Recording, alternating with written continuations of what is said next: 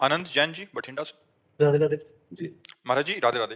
महाराज जी, क्या कोई हमारे ऊपर जादू टोना कर सकता है? क्या भजन के प्रभाव से उसको खत्म किया जा देखो, सकता है? हमारी जो मान्यता है बच्चा, कि जब हमारे कर्म बिगड़ते हैं तो कोई जादू टोना करे या ना करे, हम वैसे परेशान रहते हैं। बुरी दशा आने के पहले बुद्धि बदली जाती है। वो किसी न किसी तरह से जाको विधना दारुण दुख दीन, ताकि मत पहले हरिलीन। समझ रहे हो ना बच्चा?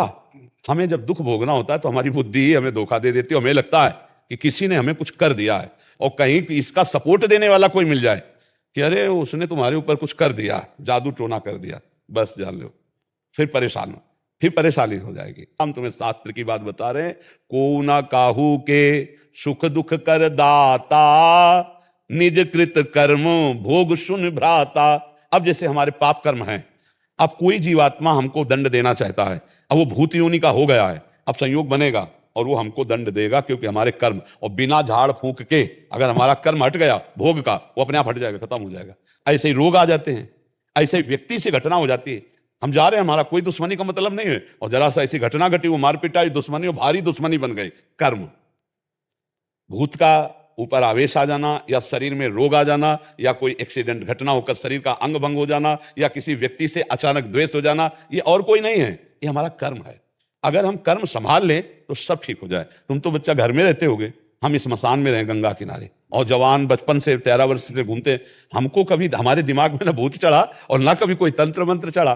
खूब इस स्मशान में ऐसे कुत्ते लाश नोच का गांव में संस्कार कम करते, गंगा में प्रवाहित कर देते थे। अब तो नियम भी लग गए हैं कि आप ऐसे नहीं प्रवाहित कर सकते। पहले ऐसा कोई नियम नहीं था, 40-45 वर्ष पहले ऐसे फेंक दिए जाते थे, तो कुत्ते घसीट लाते थे, नोच रहे तो गंगा किनारे ही रहते थे हम। वो सब दृश्य कहीं कुछ नहीं बच्चा। अपना कर्म खराब है तो हर जगह कदम कदम पे परेशानी, और अपना कर्म अच्छा है तो इस स्मशान में भी कोई भूत नहीं मिला। समझो, इस स्मशान में भी गंगा किनारे रहने पर कोई भूत नहीं रहा। इसलिए हमें लगता है नाम जप करो और भगवान का स्मरण करने से सब ठीक हो जाता है। और वैसे भी हनुमान चालीसा में लिखा है ना, भूत पिशाच निकट नहीं आवे, महावीर जब नाम सुनाए। हाँ, जिस समय भगवान के महाभागवत से हनुमान जी का स्मरण कर, भूत पिशाच निकट नहीं आए। हम जब बचपन में थे तो जिस एक घर में जाना होता था तो एक गली थी अंधेरी, दो होते हैं किसानों के यहाँ गाँव में, दो होते हैं, एक जहाँ जानवर और बैठक होती है, और एक होता है घर, जहाँ घर परिवार बहुएं रहती है, तो थोड़ा अंतराय होता है। तो वहां से जब जाओ तो अंधेरे गली थी, तो जैसे माता जी कहते बहुत डर लगता है, तो कहते थे हनुमान जी जपो। तो ऐसे आस पास देखा, अंधेरे में बिजली तो गाँव में होती रहती, तो जय हनुमान जय हनुमान जय हनुमान, वो तीव्र गति से भाग गए और अपने घर में गए जय हनुमान। और ये पक्का विश्वास था कि जय हनुमान कहेंगे तो भूत छुएगा नहीं, क्योंकि अम्मा ने बताया है कि जय हनुमान कहने से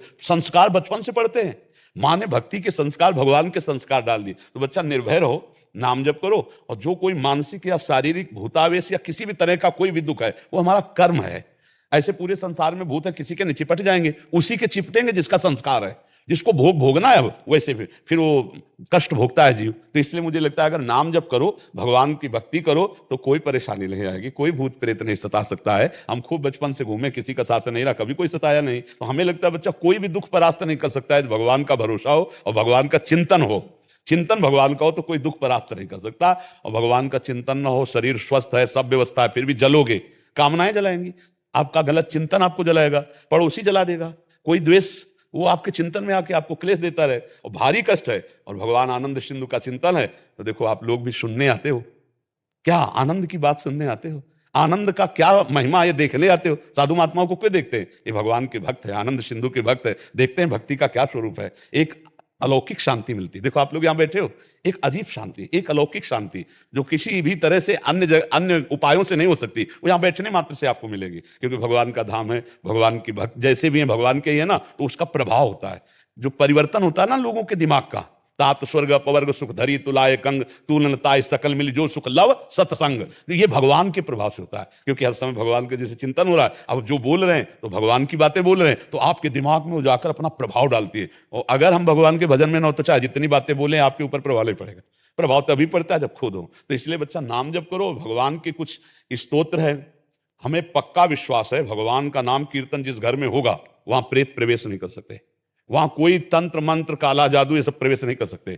क्या जाता है 20 मिनट उठाओ मंजीरा और जोर जोर से भगवान के नाम का कीर्तन, जो नाम प्रिय लगे, राधा राधा राधा राधा, विशेष विशेष ध्वनियों में संत जन गाते, कि संसारी पुरुषों को दुनिया पसंद है तो उसी धुनी में गाओ राधा राधा राधा, गाड़ी में लगा लिया और राधा राधा संगीत और ध्वनि से ज्यादा मन आकर्षित होता है। तो उसको सुनते हैं हम, जब राधा नाम कीर्तन करते हैं तो परम मंगल हो जाता है। ये विश्वास मान लीजिए बच्चा, जिस घर में नाम जप होता है, ठाकुर जी का चरणामृत उतरता है, उनको स्नान होता है, भोग, वहाँ ये सब जो विघ्न डालने वाले विनायक हैं ये प्रवेश नहीं दे पा सकते।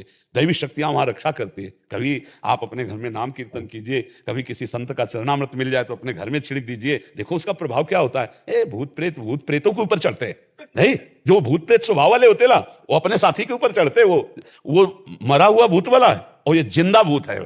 अब मांस खा रहे हैं, शराब पी रहे हैं, बेविचार भूत नहीं और क्या है। अब मरेंगे तो भूत बनेंगे, तो जिंदा भूत है। अब उन्हीं के ऊपर चढ़ते हैं आकर के, कर्म बिगड़ जाता है तो वो चढ़ नहीं। हमें कोई बताओ किसी संत के ऊपर भूत चढ़े हो, किसी भक्त के ऊपर कभी भूत चढ़े हो, हमें कोई उदाहरण दो कि उन भक्त के ऊपर भूत चढ़ गए। हाँ, अगर मिलेंगे भी तो मंगल करेंगे। जैसे गोस्वामी तुलसीदास जी काशी के पार जाते थे गंगा के शौच, तो जो शौच का पानी बचता तो ऐसे सहज एक पेड़ था उसमें डाल देते, उसमें रहता था भूत।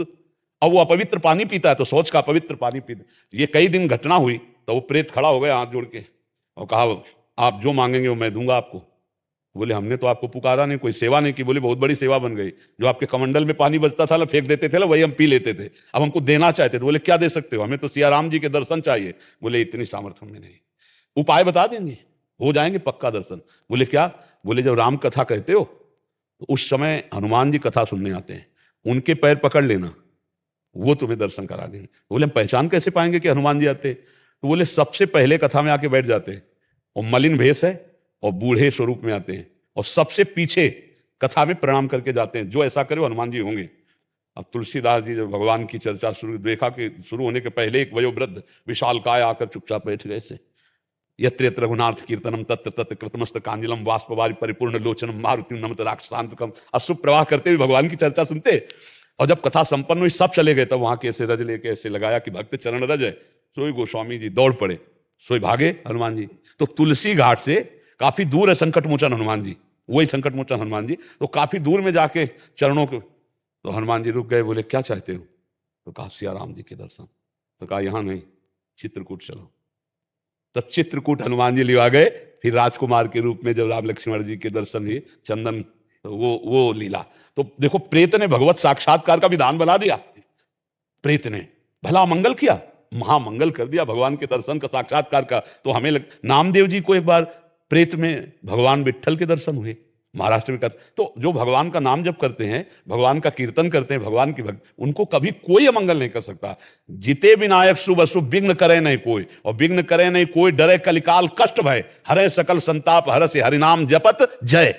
कलयुग डरता है नाम जपक से। ये जितने राक्षसी स्वभाव के हैं, जितने आसुरी शक्तियां, ये सब डरती हैं भगवान के भजन करने वाले से। इसलिए खूब नाम जप करो। और ये जादू टोना और कोई काला जादू दुनिया का जो है ना, ये कुछ असर नहीं करेगा। भगवान का भजन करो। अब भगवान का भजन नहीं करोगे तो कोई जादू टोना करे चाहे न करे, वैसे दिमाग खराब है।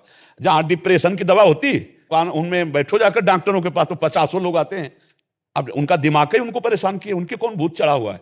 अब निगेटिव सोच, नकारात्मक सोच कर करके उनको परेशानी हो रही। हमें लगता है हम व्यर्थ का चिंतन न करके रामकृष्ण हरि जपे, राधा राधा जपे तो सर्व मंगल हो जाए। कोई ऐसा नहीं तंत्र मंत्र जादू टोना कि हमें कोई परेशान किए, कोई नहीं। हमारा कर्म ही हमको परेशान किए। और दूसरा कोई अगर ऐसा होता तो जितने तंत्र मंत्र वाले हैं सबको मार डाले, स्वयं राजा बन जाए, स्वयं संविधान बन जाए। पर कर सकते हैं क्या? नहीं कर सकते।